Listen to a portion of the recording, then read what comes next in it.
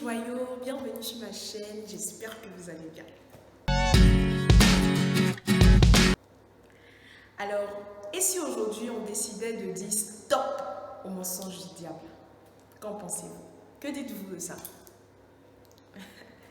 Alors, le but de cette vidéo, c'est de nous révolter. Oui, vous m'avez très bien entendu, vous révolter à dire stop au mensonge du diable. Assez, c'est assez. Vous savez, le diable, il est très méchant et son but est de nous détruire.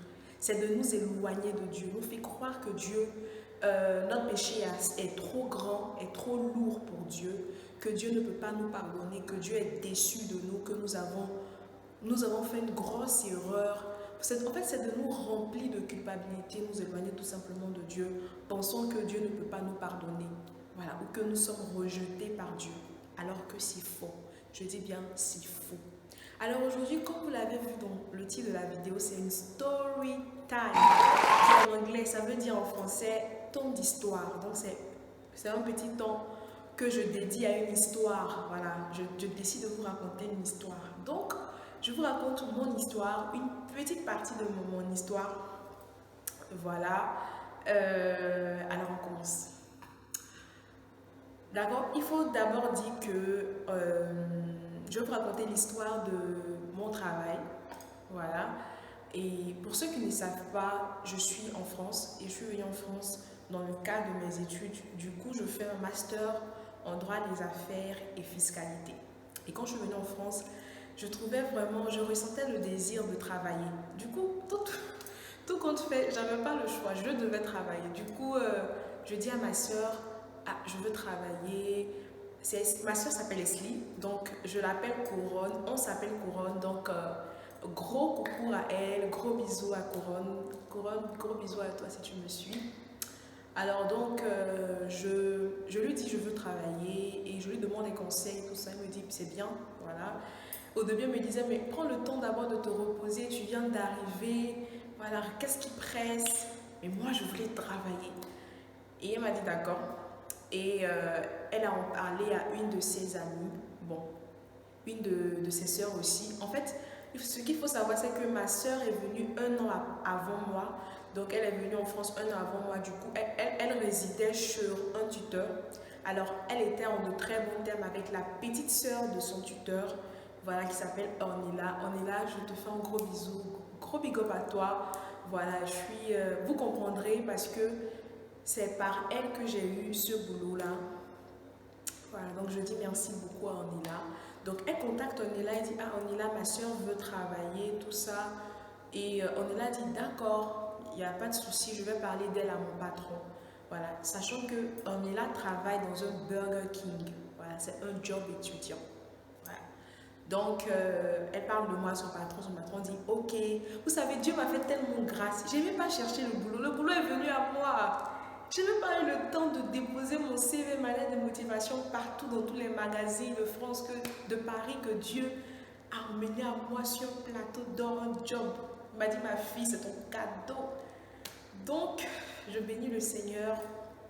Alors rapidement, son boss lui dit ok, que je lui fasse parvenir mon CV avec mes disponibilités, tout ça. Du coup, je rédige mon CV et tout. Et je vais au rendez-vous. Donc, en fait, c'est à un entretien d'embauche. Donc, je suis conduite par Ornella, puisque moi, je ne connais pas là-bas. Ornella doit m'accompagner. Du coup, je vais avec Ornella et je rencontre son patron. La première rencontre tombe sur un entretien. Du coup, je donne mon CV avec mes disponibilités parce que, en fait, à Burger King, nos horaires changent d'une semaine à une autre. Voilà. Pourquoi mes disponibilités aussi? Parce que je suis étudiante et je ne peux pas... En fait, c'est en fonction de mon emploi du temps à l'école que je donne les heures où je peux être disponible pour travailler. Voilà. Donc, il m'a dit de noter les heures où je peux être disponible pour travailler. Donc, je les note tout. Alors, je rencontre le boss, le directeur général. Et mon entretien commence. Il me dit, je m'appelle tant. Je suis directeur général ici à Burger King. Alors présente-toi. Alors je me présente, ok, je suis Jemima Kwame, je suis étudiante en droit des affaires et la fiscalité et je suis à la recherche d'un job étudiant, je suis prête à tout faire, je peux tout faire, je suis polyvalente, tout ça. Alors il m'écoute et il me dit, c'est quoi ton plus gros défaut? D'abord je lui dis, mon plus gros défaut en fait je suis un peu trop perfectionniste. Voilà. C'est vrai, hein. C'est l'un de mes défauts parce que je suis très perfectionniste et quand je rate ou que je fais une erreur, j'ai tendance à culpabiliser. J'aime pas faire les erreurs, vous voyez. Et ça, c'est pas bien, vous voyez. Donc, j'ai beaucoup de défauts, mais par rapport au job qui se présentait à moi, j'ai repéré un défaut spécifique qui pourrait me freiner dans ce job-là, vous voyez. Et je lui ai dit, et voilà, il a dit d'accord et il m'a demandé si jamais tu es accepté à Burger King, voilà, si jamais tu es accepté à Burger King, qu'est-ce que tu pourrais faire pour maintenir la clientèle? Qu'est-ce que tu pourrais faire pour satisfaire le client pour que demain il revienne encore? Alors je lui ai dit, bon, d'abord, en fait, je vais miser sur l'accueil, je serai souriante avec le client, je serai à l'écoute de sa demande, à l'écoute de sa commande, je vais lui servir textuellement ce qu'il a commandé, je serai à ses petits soins et quand le client finira de manger, je vais lui demander s'il a été satisfait, voilà, toujours avec le sourire qui va avec, tout en étant accueillante, chaleureuse, tout ça. Et voilà, il m'a dit d'accord. Et en fait, j'ai senti que ce que j'avais dit l'avait convaincu. Donc, il me dit, ok, il n'y a pas de souci. Et il me dit, bah. En fait, mon entretien n'a même pas duré 5 minutes. Hein. Il dit, bon, d'accord, tu es prise. Je vais pas passer par 4 chemins, tu es prise. Voilà, et on est là aussi. Je lui fais confiance aussi. Elle travaille bien, tout ça. Du coup, je crois en elle. Je te prends aussi. Je lui dis, d'accord. Donc, il me dit, ok, je dirais à Ornella en fait, je dirais à Ornella les documents que tu dois me fournir parce que je n'avais pas son numéro entre-temps. Et je lui dis d'accord. Et on se sépare comme ça. Donc, je sors du resto toute heureuse, tout ça. Je dis, mais waouh, Seigneur, on ne se... En fait, je suis venue, en moins des mois, j'ai eu le boulot, vous voyez. Alors qu'il y a plusieurs personnes qui galèrent pour avoir du boulot. Alors, et moi, je l'ai eu tranquillement. Et ma soeur même, celle dont je vous parlais, elle a fait des mois à chercher du boulot. Elle ne l'a pas eu. Et c'est la grâce de Dieu. Mais elle travaille aujourd'hui. Hein. Voilà. Donc, en fait, moi, je veux parler du temps que ça a mis pour moi, voilà, de trouver du travail. Pendant que ce n'était pas vraiment évident. Donc, tout le monde me disait, mais Jemima, c'est une grâce, Jemima, tout ça. C'est ça, en fait. Donc, je ressors de l'entretien avec une promesse d'embauche, tout ça. Voilà, je vous épargne les détails. Alors, je dois revenir. Alors, je signe mon contrat. Donc, je reviens un autre jour pour signer mon contrat, un CDI. Voilà, mais avec deux mois de période d'essai. Voilà, donc ils vont me tester pour voir si je m'adapte, si je peux gérer le stress, si je peux me plier aux différentes tâches, si je peux. Donc, à l'issue de ces 2 mois-là, si c'est bon, je valide mon CDI, je continue tout ça. Donc, j'étais en pleine période d'essai et je travaillais bien, on me montrait les choses, je les assimilais, tout. Et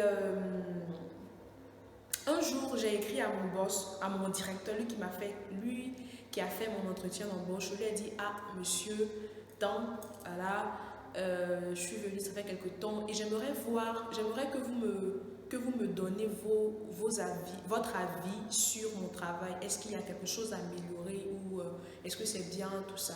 Il m'a dit d'accord, il m'a pas encore vu à l'œuvre, effectivement, puisque c'est lui le directeur général. Du coup, il n'est pas toujours au resto, il n'est pas toujours à Burger King. Il a des managers sous ses ailes, voilà, sous son autorité. Et ce sont ces managers-là qui administrent le travail, voilà, à Burger King. Donc, lui, il ne vient pas tout le temps.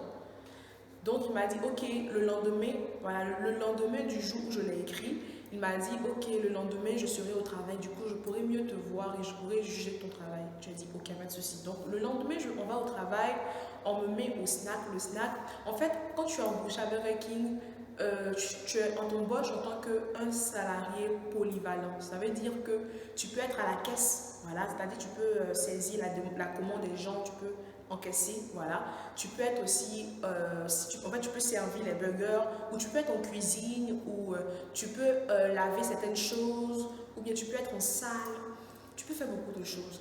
Mais ce jour-là, j'étais en cuisine, donc j'étais au snack. Le snack, ça consiste à faire. Alors, les snacks consistent à faire frire des nuggets, des chili, des chèvres, des onion rings, des ailes de poulet, bon, bref.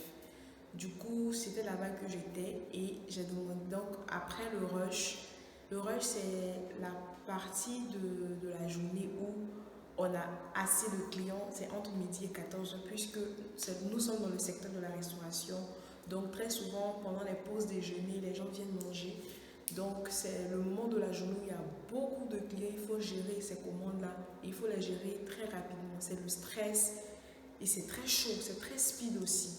Voilà, donc, il faut pouvoir être capable de servir au bon moment la commande bien chaude. Voilà, en un rien de temps. Du coup, par la grâce de Dieu, j'assure, je réussis à faire ça toute seule. Pendant qu'il y a des personnes, il y a des anciens qui parfois font le snack, mais qui n'assurent pas. Mais moi, j'étais dans mes toutes premières semaines et j'arrivais à gérer le snack.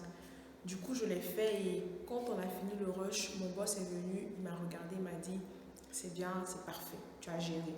Alors, j'étais contente. Et dès qu'il m'a dit ça, j'ai senti que l'atmosphère était devenue bizarre. L'atmosphère spirituelle est devenue bizarre. Je ne saurais vous l'expliquer, mais je l'ai senti. Et j'ai fait 3 erreurs à la suite de son appréciation. Premièrement,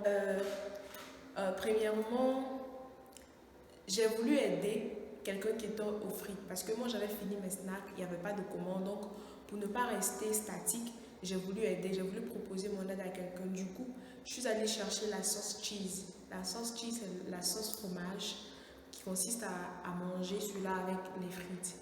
Et celle qui avait fermé la boîte des fromages ne l'avait pas bien fait. Du coup, quand je suis partie, ce n'était pas bien fermé. Donc, quand je l'ai prise, la sauce elle est versée. Et mon boss, celui qui m'avait apprécié au tout début, il était à 5 mètres de moi. Il m'a dit attention. Parce que moi, je n'avais pas fait attention. Si je ne faisais pas attention à la sauce, je risquais de marcher dans la sauce, glisser, tomber. Donc il m'a dit attention, tu vas tomber. Du coup, lui, et je réalise que j'ai versé la sauce. Je m'excuse, je suis désolée, tout ça. Et après, j'ai su parce que j'ai sali le sol.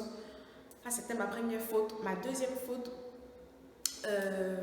je me suis trompée de friteuse, on va dire ça comme ça pour que vous compreniez mieux. Je me suis trompée de friteuse. Il y a 2 types de friteuses. Les friteuses pour les aliments non salés et les friteuses pour les aliments salés. Et moi, j'ai pris la friteuse des aliments salés pour faire frire quelque chose qui n'était pas salé. Vous voyez? Du coup, il y a un leader qui est venu, c'est une femme, elle m'a dit, c'est pas comme ça qu'on doit faire, tu t'es trompée. J'ai dit oui, que effectivement, je me suis trompée, que ça va plus se répéter. Et puis, vous voyez, en fait, et quand elle m'a dit ça, j'ai culpabilisé de ouf. Et je veux vraiment confirmer que l'un de mes défauts, c'est le perfectionnisme. Parce que pour quelqu'un qui vient d'arriver, c'est normal, c'est légitime de se tromper. Vous voyez, je n'ai pas fait encore un mois. Donc, c'est normal que en fait, j'apprends sur le tas. Je viens d'arriver, j'ai jamais travaillé à Burger King ou à McDonald's, c'est ma première expérience. Du coup, j'ai le droit de me tromper. Mais moi, en fait, je refusais pardon, de me tromper. Je culpabilisais de commettre des erreurs. Alors que non, c'est normal. Vous voyez. Donc, il restait encore 10 minutes pour terminer mes heures de travail et j'ai commis la 3e erreur. Quand j'ai fini, j'ai commencé à 11 heures, je devais finir à 14h30 par là et je devais aller dépointer. Dépointer, ça veut dire que j'ai une petite carte. En fait, chaque employé a sa carte sur laquelle est mentionné son nom et il y a une machine comment on appelle ça, qui scanne, oui, qui scanne la carte. Quand tu mets la carte sur la machine, elle te dit précisément à l'heure à laquelle tu as fini. Voilà, donc ça permet au boss à la fin du mois de comptabiliser nos heures de travail et de nous payer. Donc, moi, j'ai oublié, j'ai pas dépointé avant d'aller me changer. J'ai dépointé après m'être changé. Vous comprenez? Donc, quand tu dépointes après t'avoir changé, c'est comme si tu as travaillé pendant tout ce temps. Et Burger King paye chaque minute, en fait. Donc, c'est comme si tu voles un peu. Tu voles un peu à l'entreprise. Et moi, je suis allée me changer, toute heureuse. Pour moi, j'avais bien travaillé. Et quand je descends, je me rappelle que je devais dépointer avant de me changer. Du coup, il faut quand même dépointer, vous voyez. Du coup, je prends ma carte et je dépointe. Et quand je dépointe, je vois mon boss. Et puis, il me dit, c'est pas comme ça qu'on fait. Tu devais normalement dépointer avant d'aller te changer. Mais en fait, l'expression de son visage m'a fondu le cœur parce que c'était pas. Son expression me semblait être de la déception. Comme s'il me disait, mais non, tu n'aurais pas dû faire ça. Tu aurais d'abord dû te changer. Tu aurais d'abord dû dépointer avant d'aller te changer. Et ça m'a fait mal. Je dis, non, monsieur, que c'est vrai, vous avez raison. C'est pas dans mes habitudes de le faire. Je me suis trompée. J'ai carrément oublié. Ça va plus se répéter. Vous voyez? Et je suis retournée. Et quand je partais et j'ai fini de dépointer, je suis sortie. Je partais à la maison. Et quand je suis sortie du resto, dites-moi, j'ai mis Mayako. Le diable a commencé à me bombarder de pensées. Il me dit, qu'est-ce que tu as fait? Tu n'as rien foutu. Tu es en période d'essai et puis là, comment tu te comportes? Comment tu peux être aussi maladroite? Comment tu peux être aussi distraite? Ça là, il ne va pas te retenir, hein? Il ne va pas te retenir. L'occasion que Dieu t'a donnée, là, en fait, il y a ce que tu fais de l'occasion. Dieu te donne un travail sur un plateau d'or comme ça, puis tu ne mets pas du sien. Que non, il va te renvoyer. Il ne va pas confirmer ta période d'essai. Et j'étais troublée parce que, effectivement, c'était une très belle occasion pour moi, d'autant plus que je n'avais pas cherché le travail. J'avais besoin du travail, mais le travail est venu à moi par la grâce de Dieu. Du coup, je ne voulais pas passer aussi cette opportunité. En fait, je voulais prouver à mon patron que j'étais capable, que j'étais digne de confiance, que je pouvais gérer, que je pouvais être un bon employé. Du coup, le fait de m'être comportée comme ça me faisait terriblement mal. En fait, en racontant mon témoignage, ça allait simple, mais moi, ça m'avait fait très mal. Je m'en voulais terriblement d'avoir commis ces erreurs-là, vous voyez. Et je prends mon métro, je prends d'abord le métro, je prends mon train et la voix. En fait, je voulais même presque fermer, boucher mes oreilles parce que je ne voulais plus entendre ça. Et arrivé un moment, j'ai discerné que c'était la voix du diable. J'ai dit, ça suffit. J'ai dit, ça suffit. Arrêtez-toi. Et je lui ai dit, j'ai répondu au diable, je lui ai dit, ce travail que Dieu m'a donné là, ce travail que j'ai là, c'est Dieu qui me l'a donné. Donc, il ne me le reprendra pas. Il sait que je ne me suis pas trompée. Il sait que je ne l'ai pas fait exprès. Dieu connaît mon cœur. Il sait que je veux me donner à fond. Je ne suis pas paresseuse. C'est moi qui ai demandé à travailler. Et Dieu me l'a donné. Et ce travail-là, Dieu ne me l'arrachera pas parce que c'est lui qui m'a donné. La Bible dit que Dieu, il ouvre une porte que personne ne peut fermer. Et il ferme la porte que personne ne peut ouvrir. Donc, si la porte du travail a été ouverte par Dieu, alors personne ne la fermera, cette porte-là. Et quand j'ai fini de dire ça, j'ai commencé à penser à autre chose. J'ai commencé à me vider en fait. Mais le diable était tout... Quand la Bible dit le diable rôde là, c'est tellement vrai parce que c'est comme si je peux être là à penser à autre chose et tout d'un coup, les pensées reviennent encore. Et le diable me dit, tu n'auras pas ce travail, tu l'as déçu, tu n'as pas validé ta période d'essai. Et il m'a fallu résister. Comme la Bible dit, j'ai résisté au diable. À chaque fois qu'il venait, je lui répondais. Et il a fini par fuir loin de moi. Vous voyez. Et je suis venue dire à quelqu'un, peu importe ton péché, peu importe ta faiblesse, peu importe ta chute, peu importe ta désobéissance, Dieu t'attend et veut faire la paix avec toi.